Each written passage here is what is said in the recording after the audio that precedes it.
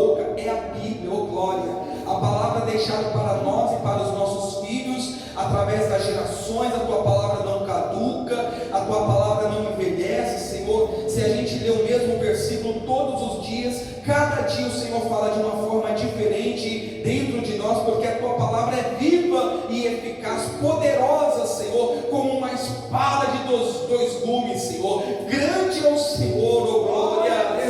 Aleluias, aleluias, aleluias. Reverencia o Senhor agora, igreja, reverencia o Senhor, porque o Senhor tem te salvo através da palavra dele. Sinta o privilégio de ser um escolhido, uma escolhida. Tem tanta gente nesses países, pelo mundo afora, que não podem nem ter uma Bíblia na sua casa, são perseguidas, não têm acesso ao Evangelho, e nós temos toda a liberdade, nós temos, sabe, meu irmão, minha irmã, toda a liberdade de lermos, de desfrutarmos dos frutos, das bênçãos, das glórias advindas da palavra de Deus. Dê muito valor a isso, meu irmão, dê muito valor a isso, minha irmã, porque sem a palavra de Deus, nós estaríamos mortos hoje, essa é a verdade, mortos em nossos próprios delitos e pecados, mas pela palavra dele, ele nos resgatou da morte, das trevas, para a sua maravilhosa luz. Oh, glória, Senhor, lança a luz nesse lugar, Jesus, a luz que vem do teu Espírito Santo, ilumina os nossos olhos e corações, para entendermos a mensagem do reino dos céus. Pai, prepara o nosso coração, tal qual a boa terra, onde a tua palavra venha cair, venha frutificar a 100, a 60, a 30 por um, e o teu nome seja assim exaltado, glorificado em nome de Jesus. Diga amém, igreja. Diga glória a Deus, igreja. Aleluias, aleluias, aleluias, poderoso Deus. Aqueles que acompanham também essa gravação, sejam muito bem-vindos. A palavra inicial vai ser Mateus capítulo 9, e já eu digo qual o versículo que nós vamos ler, mas preste atenção, por favor, igreja, algumas considerações que eu vou fazer aqui antes da gente ler essa mensagem. E o título dessa mensagem é A Seara e os Trabalhadores. Glória a Deus.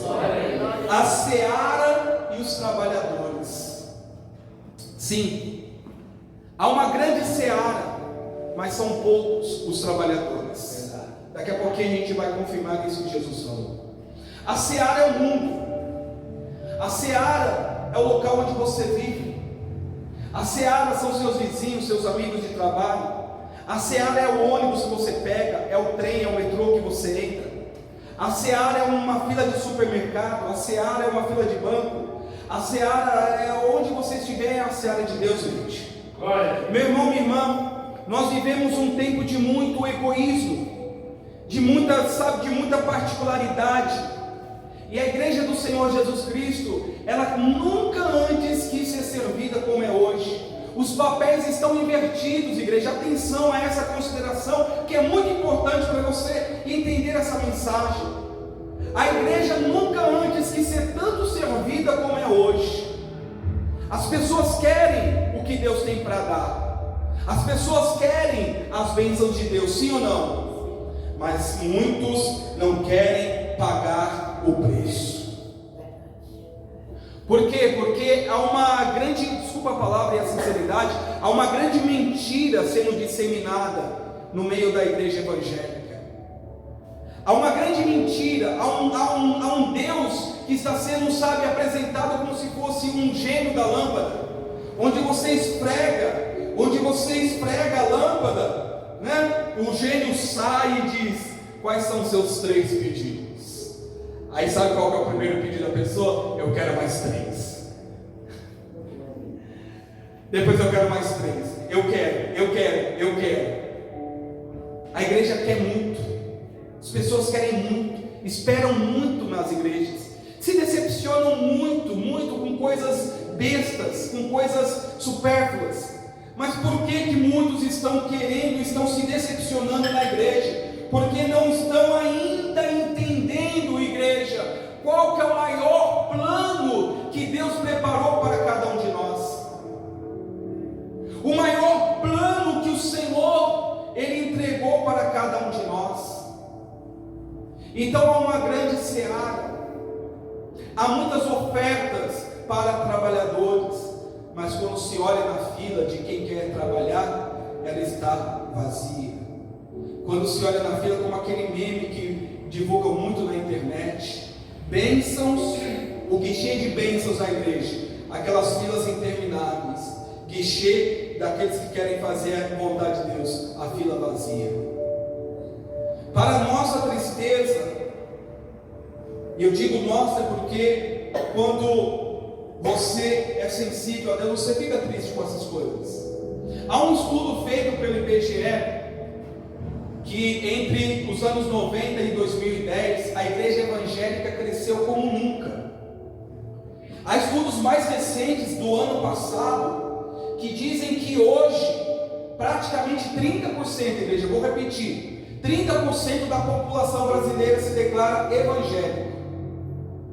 E eu estou dizendo 30%, vai dar cerca de 40 milhões, porque não é em números absolutos. Estamos tirando as crianças que vão para a escolinha, que vão ali porque o pai fala para ir, mas ainda não tem a idade de se decidir, ainda não completou seus 14, 15 anos, que é a idade em que se já pode descer nas águas batismais e aceitar Jesus Cristo como o único e suficiente Salvador. Igreja, vou repetir, cerca de 40 milhões de evangélicos no Brasil. Poxa, pastor, que bênção! É uma bênção, a gente tem que admitir que é uma bênção. Mas 40 milhões de 200 e quase 220 milhões de habitantes que nós temos no país, igreja, é pouco em relação a um monte de gente que está sofrendo. E desses 40 milhões de evangélicos, se você passar uma peneira, sobra muito pouco. Porque se o movimento do evangelismo no Brasil foi ótimo, todos concordam com isso, igreja? Que o movimento evangelístico no Brasil foi bom? Nos anos 90, as igrejas pentecostais, neopentecostais, muito bom o movimento evangelístico no Brasil. Mas no início do movimento evangelístico, as pessoas eram muito mais fervorosas, muito mais crentes, muito mais adeptas, muito mais, comprometidas com o Evangelho. O Evangelho da atualidade é um Evangelho mais tranquilo. As pessoas pensam o seguinte, posso falar, igreja? Porque a palavra de Deus não é para ofender ninguém, amém, igreja? Amém. A palavra de Deus nos traz salvação, porque ela abre os nossos olhos. Os evangélicos hoje, eles se dão ao luxo de ir aos domingos na igreja. E aqui não é uma crítica, não, é uma verdade, isso que eu estou falando. Os evangélicos, a grande maioria dos evangélicos do Brasil, hoje qual que é o compromisso deles? Está domingo e olha lá na igreja. Isso não é exatamente o que a gente fazia no catolicismo? Quem lembra do seu catolicismo? Eu me lembro. Mamãe e papai levavam para a catequese, domingo, não é, minha irmã? Não podia faltar. Então hoje, grande parte dos evangélicos estão com o seguinte pensamento: eu vou na igreja só domingo, tá bom. Mas se a igreja dela tem cultos outros dias da semana, ela não se importa em ir, mas ela se prepara para no máximo estar na igreja no domingo. Se acontecer alguma coisa, talvez eu não vá, mas no máximo eu vou estar na igreja no domingo. Igreja, isso é um fato, isso não é só aqui não, isso é em todas as igrejas, isso está acontecendo na igreja evangélica. Pastor, mas frequência em igreja garante espiritualidade? Não garante, mas quanto mais eu ouço a palavra de Deus, mais forte eu fico. Glória a Deus. Quanto mais eu oro, mais eu me aproximo de Deus. Eu posso fazer em casa, pastor, você deve fazer em casa, mas na igreja é diferente. Na igreja é o ajuntamento dos irmãos, a gente sente o poder de Deus envolvendo a gente. Se você não está sentindo isso, você tem que pedir para Deus te ajudar. Se você não consegue mais sentir o mover de Deus, se você não consegue mais sentir a presença de Deus, tem que falar: Senhor, me ajuda. Passou mais sentimento? Sim, o Espírito Santo nos faz sentir o amor de Deus. Não é um sentimento enganoso do coração, tipo de aquele sentimento. Não, é a presença, igreja de Jesus, é a presença dele. Meu irmão, vem aqui por favor, meu irmão, corre aqui, meu irmão, corre aqui. Eu sei que você está aí envolvido no Espírito Santo. Olha só, eu estou sentindo a presença dele do meu lado. Ele está do meu lado, eu posso senti-lo. É isso, igreja. Passou a presença de Deus, é isso? Você pode sentir a presença dele. Se você não pensar dessa forma, você precisa orar a Deus. Obrigado, meu irmão. Deus é real na nossa vida, igreja. Mas Ele se apresenta àqueles que buscam ter uma comunhão com Ele. E mais ainda, igreja, e mais ainda, hoje a gente pede de lavada para os nossos irmãos católicos. Porque eu estudei esse crescimento da igreja evangélica. A igreja evangélica cresceu no Brasil e a igreja católica diminuiu, porque muitos começaram a abrir os olhos no sentido de adorar a único Deus e ir para as igrejas evangélicas. Só que hoje a igreja católica, quando você olha muitos dos irmãos da igreja católica, eles são mais fervorosos do que muito crente. Se você parar para ouvir um católico, você fala: tu é crente? Tu é crente, é? Tu é crente reteté? Não, sou católico. Católico fervoroso e falando do Espírito Santo e sabe ali, né? Por quê? Porque estão levando o compromisso muito mais a sério do que muitos de nós. Igreja, compromisso com Deus é coisa muito séria. Compromisso com a igreja, com o pastor, compromisso com a igreja e com o pastor. Faz assim, por favor, igreja, faz assim, por favor, vocês despertarem aí também. Compromisso com você pode fazer assim, você pode falar, mas com Deus não. Com Deus não. E por conta disso, muitas pessoas estão se perdendo, e isso vai ser acreditado na nossa conta. Isso vai ser colocado na nossa conta, porque a seara está aí, as pessoas estão pedindo socorro, as pessoas estão pedindo: pelo amor de Deus, me ajuda. E o crente está assim, está igual aqueles que o fariseu que passou pelo caminho, o profeta que passou pelo caminho, que viu um homem lá e que não quis ajudar, que passou de largo, até que veio um samaritano, alguém que pela história não tinha tanto compromisso com Deus, e o samaritano estendeu a mão para quem estava no caminho. Mas o crente está não é problema. Será que não é problema seu, que não é problema meu, as pessoas que estão se perdendo e morrendo do nosso lado, sem ouvir falar de Jesus? Será que de fato não é problema nosso, igreja? Vamos ver o que a Bíblia fala sobre isso. Antes, ouça isso daqui também. Seara é o campo de cereais, terra que se semeia depois de lavrada, preparada, área de terra cultivada. Seara é onde foi preparado para lançar calma, semente. Daqui a pouquinho essa semente aqui vai frutificar. Daqui a pouquinho vai crescer um fruto aqui. Deixa eu lançar a semente. Eu antigamente, igreja, eu ia domingo para a igreja, chegava na igreja às 7 da manhã, saía 5 da tarde. Eu passava o domingo inteiro na igreja, cuidando, evangelizando. Hoje a gente está muito mole. Hoje a gente está muito devagar. Hoje a gente entende porque a Bíblia fala que os filhos das trevas são mais hábeis do que os filhos da luz, porque eles vão para cima. Está tendo aí o Beton, o show. Vai assistir lá se tem alguém no Coronga no show. Ontem choveu aqui em Interlagos. Vai ver lá se tem alguém assim no show. Vai ver se tem alguém assim no show de cara feia. Nada, e estão pagando. Ok, meu irmão? O trem quebrou e eles estavam pagando R$40 no outro trem para ir direto. Tá pagando 40? Vai direto, expresso. Aí,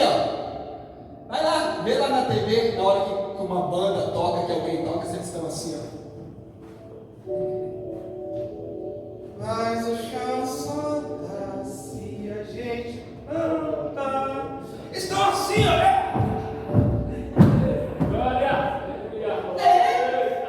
Aí você vai entendendo porque a Bíblia diz que os filhos das trevas são mais ligeiros do que o filho da luz, porque o filho de Deus tudo é.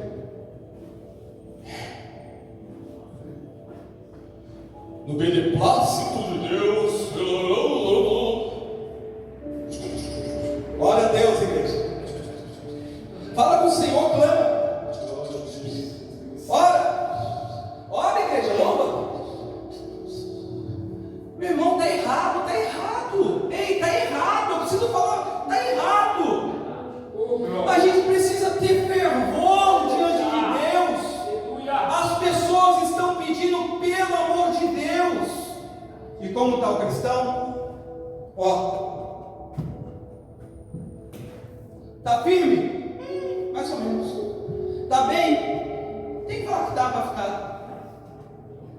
Tem que falar que dá para ficar nada. Você está bem porque Deus é contigo.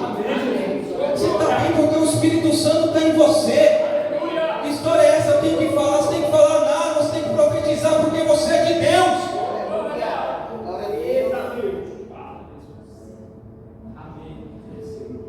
Aí as pessoas estão dando entrada no inferno por nossa causa.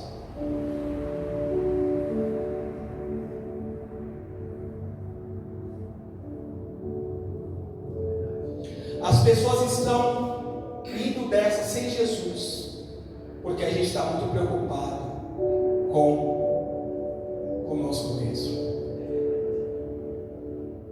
de não ter amor a uma alma perdida, porque o que importa é que eu estou salvo. Está errado. O caminho foi preparado, a terra foi lavrada, agora os trabalhadores precisam entrar em ação para lançar a semente que é a palavra, bem como para colher o precioso fruto que são as almas salvas. Deus preparou o caminho para nós, igreja. Amém. Glória. Do que mais você precisa? Peça para Ele. Pastor, eu não me sinto em condições. Peça para Ele te dar condição. Pastor, eu não me sinto preparado. Peça para Ele te preparar.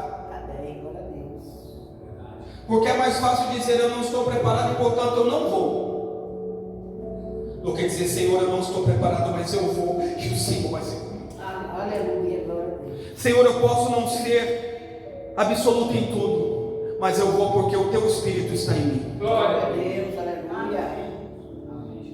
Porque o Senhor me tem colocado de pé para a batalha.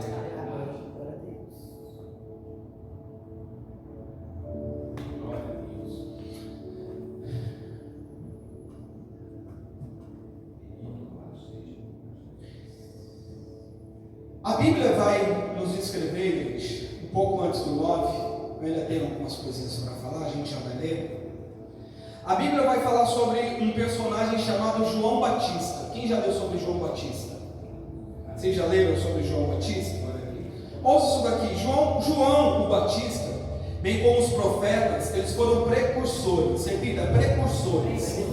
O que é o precursor? Aquele que precede, aquele que vem antes, aquele que está à frente, aquele que prepara o reino de Deus. Então eles foram precursores que serviram a Deus no seu propósito e prepararam o caminho para o Senhor Jesus Cristo.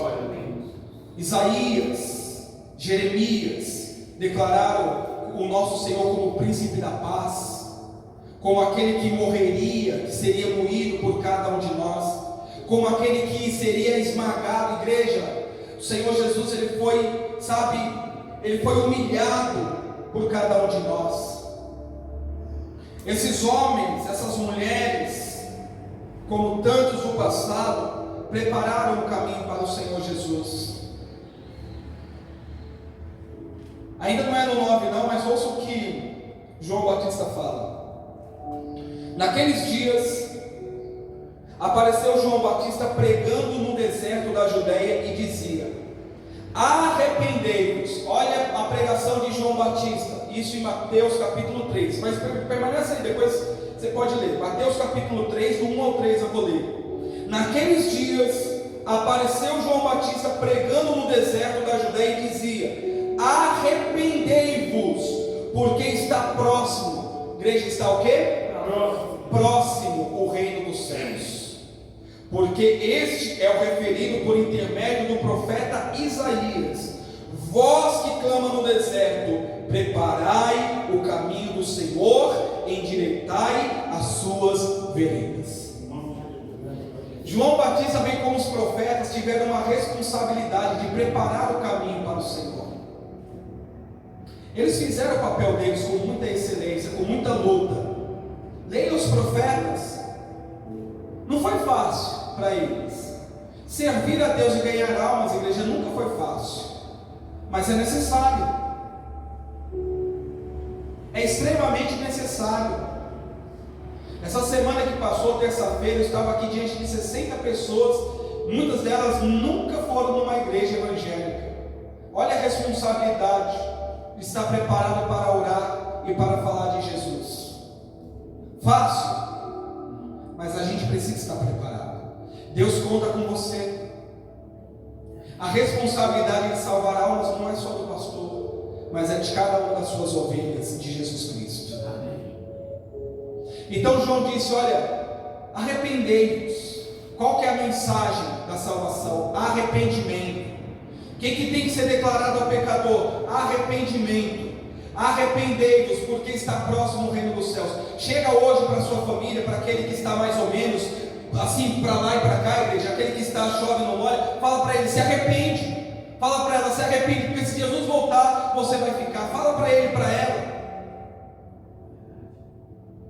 Fala para o seu familiar: se arrepende. Você conhece a palavra, se arrepende, busca o Senhor Jesus. O caminho foi preparado, as veredas foram aplainadas. João Batista, bem como os profetas, fizeram o seu papel. E hoje, igreja, nós somos sucessores. O que você é? Sucessor. Você é sucessor e você é herdeiro da promessa e representante legal pela disseminação da palavra de Deus. Ó, semente, ó.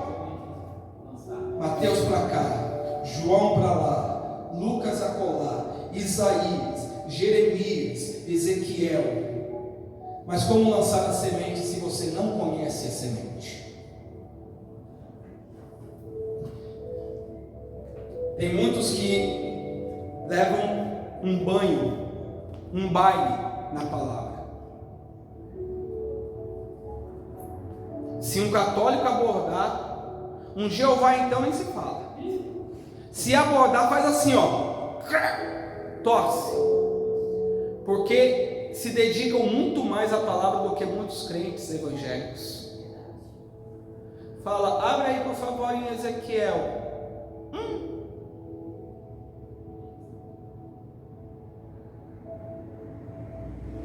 Sabe, eu sei que é o Antigo Testamento, não é não? Às vezes nem sabe o que é antigo ou o que é novo. Igreja, isso não pode acontecer. Para levar a semente, você tem que conhecer a semente que você está lançando na terra. Não é só encher a mão de semente. O que você está plantando? Não sei não. O que você está lançando na terra aí? Qual que é essa semente? Não sei não, é semente. Você precisa conhecer a semente. Você é sucessor. Você deve continuar a levar a palavra de Deus. Mas para você levar a palavra de Deus, você tem que se esvaziar de você mesmo. Você tem que deixar um pouquinho a sua vontade de lado para fazer a vontade de Deus. Amém. Hoje a gente poderia se comparar, guardadas as devidas proporções, a Jeremias, Ezequiel, Isaías, João Batista. Olha hoje as Anas, olha hoje o Ezequiel, olha hoje aqueles que estão continuando a levar a palavra de Deus, as Ruth. Essa semana eu estava lendo Ruth. Você sabe que Ruth era moabita, igreja? Ruth, não tem um livro chamado Ruth na sua Bíblia? Você sabia que ela não era judia? ela era moabita, mas quem influenciou a vida de Ruth? Noemi, a sua sogra. Quando os filhos de Noemi morreram, ela falou: olha, me chama de Mara, porque eu estou em plena amargura. E aí a Ruth falou: olha, não me inste que te deixe, porque onde fores eu irei, onde estiveres eu estarei, o seu Deus é o meu Deus. Glória a Deus. Sabe o que ela fez com aquela mulher moabita? Ela fez ela se converter ao Deus de Israel. Aleluia. E depois tem a continuidade da história. Ela volta para Israel, é restituída por Boaz, e tem uma história maravilhosa. Mas porque existia alguém do lado dela, verdadeiramente de Deus, influenciando a vida dela. Quando ela diz assim: eu deixo os meus deuses moabitas, porque o seu Deus é o meu Deus. Sabe o que é isso? Evangelização, testemunho, salvar alguém. E ela falando: vai-te para a sua terra, volta. Não, porque eu quero servir o Deus que você serve. Eu não vou ficar longe do seu Deus, não. Onde você for, eu vou atrás. Esquece. A outra foi embora, mas a Ruth falou: não vem não. Eu aprendi o que é bom, agora eu só quero o filé. Agora eu só quero, não é assim? Se acostumou com algo bom, espiritualmente falando. Igreja, então você precisa levar a palavra de Deus. Leia comigo o versículo 35 de Mateus, capítulo 9. Capítulo 35 até o 38, vamos ler. E diz assim: e percorria Jesus todas as cidades e povoados, ensinando nas sinagogas, pregando o evangelho do reino de Deus e curando toda sorte de doenças e enfermidades. Amém? Amém. Vendo ele as multidões, o que Jesus viu?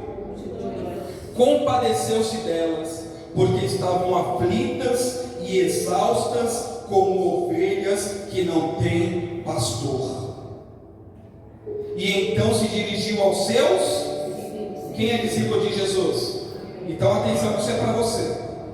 A seara, na verdade, é grande, mas os trabalhadores são poucos.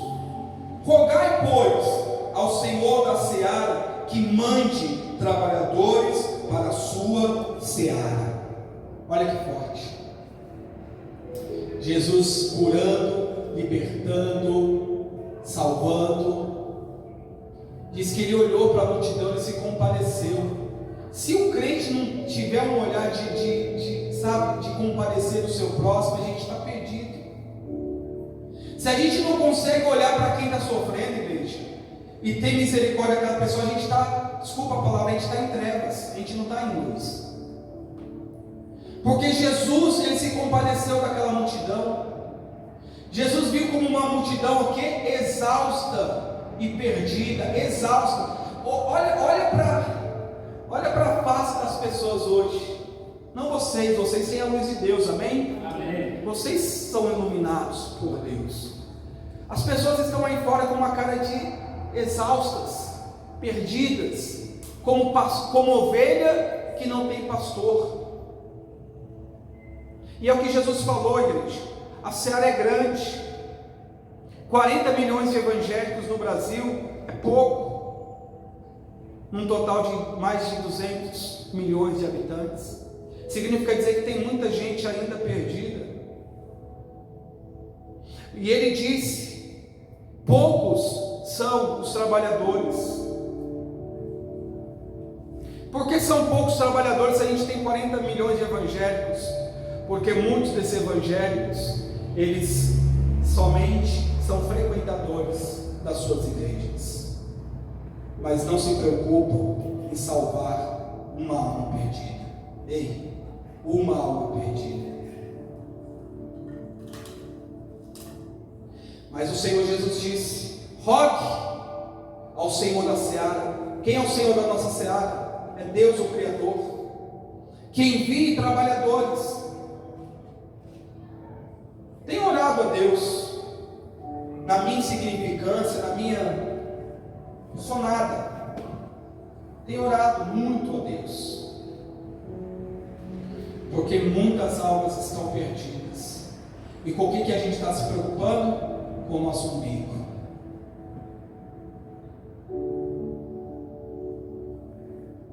A gente viu hoje de manhã um monte de usuário de droga, tudo amontoado. Quem olha, despreza, diz que são lixo, mas ali atrás tem uma pessoa sendo esmagada pelo diabo. Cara, dessa eu ouvir até mais cedo, deixar as mulheres no carro, vou descer e vou falar de Jesus para aquelas multidões ali. Porque eu olhando aquilo me deu uma tristeza no meu coração. Muita gente se perdendo. E nós temos o que? O poder de Deus, que é o Espírito Santo, para salvar pessoas pela palavra dele.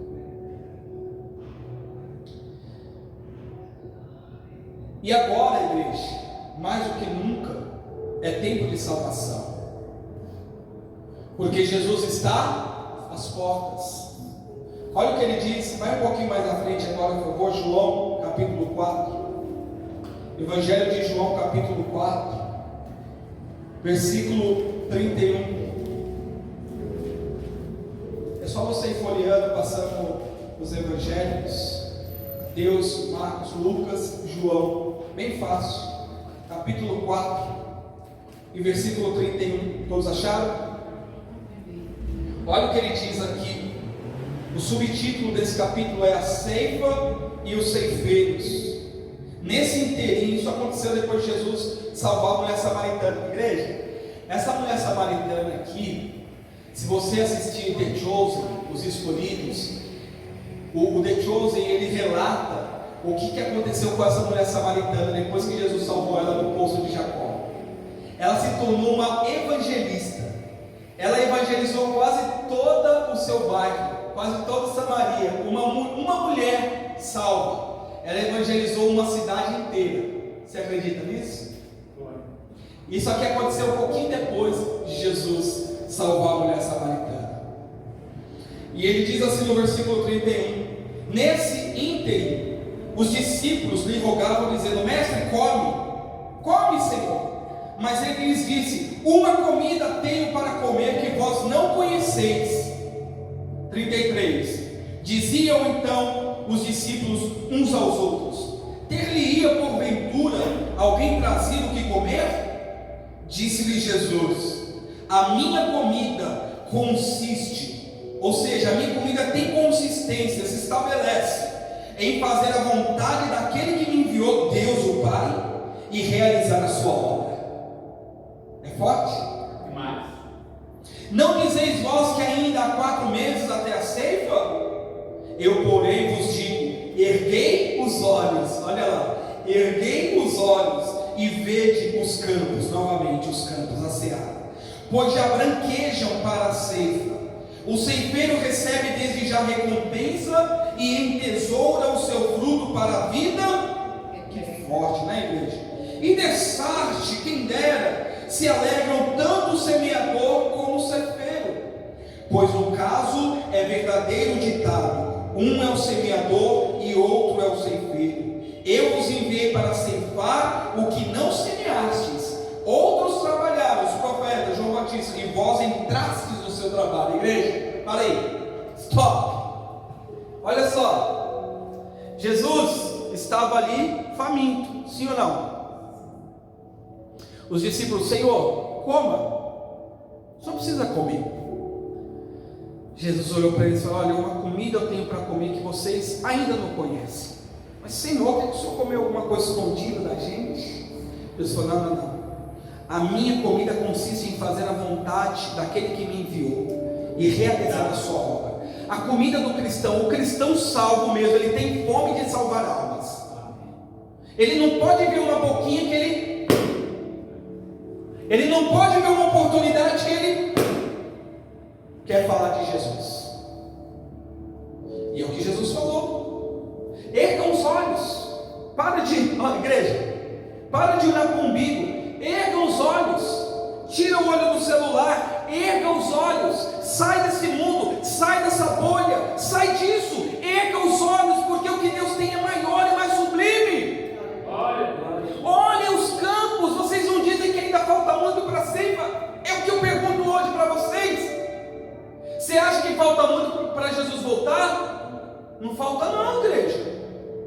Não falta não. Vai vendo os fatos, estuda a Bíblia, estuda a escatologia bíblica. Falta pouco para Jesus voltar, e ele disse: olha, ergam os olhos, porque vocês estão achando que está demorando, que ainda vai ter tempo. Não, eu vos digo, olha, os campos já branquejam, já estão prontos para colher. E ele diz: porque um é o que ceifa, outro é o que semeia. Mas uma coisa é certa: quem dá salvação é Deus. Numa ocasião de 1 Coríntios, a igreja começou a debater: eu sou de Paulo, eu sou de Cefas, eu sou de não sei o que, é esse, é aquele, é Paulo, é Apolo, é um a mais que o outro. A Bíblia vai dizer: olha, Paulo plantou, Apolo colheu, mas quem dá o crescimento é Deus. Quem salva é Deus. A gente simplesmente abre a boca para que a palavra seja semeada. E eu quero que essa palavra surta um efeito na sua vida nessa manhã. O meu desejo sincero é que essa palavra ela tenha um efeito na sua vida. Qual é o efeito, pastor? Que você saiba que você é um salvador, um evangelizador, alguém que Deus conta para salvar almas, um representante do Salvador e Senhor Jesus Cristo. Glória a Deus. E mais uma coisa, anote aí no seu bloco espiritual, mais uma coisa: nunca se esqueça de onde Deus te tirou. Nunca se esqueça de quem você era ou do que você não era antes de Deus. Eu não posso esquecer o que eu não era antes de Deus, porque se eu estou aqui hoje é porque o Senhor Jesus me tem ajudado. Se você está aqui hoje é porque o Senhor Jesus te tem ajudado. O que custa compartilhar a palavra com quem está precisando?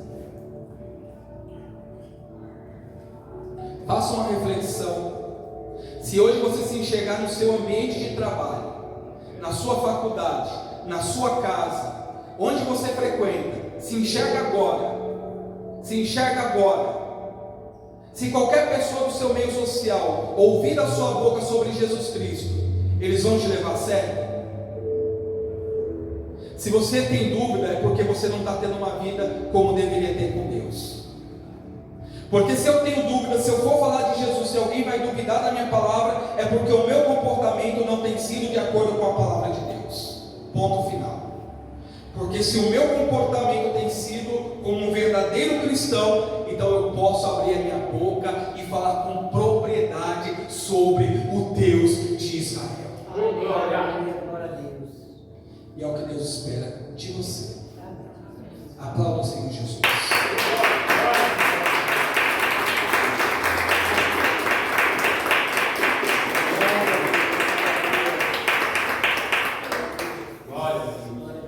Nem Apolo, nem Paulo. Jesus Cristo. Deus abençoe a todos. Amém.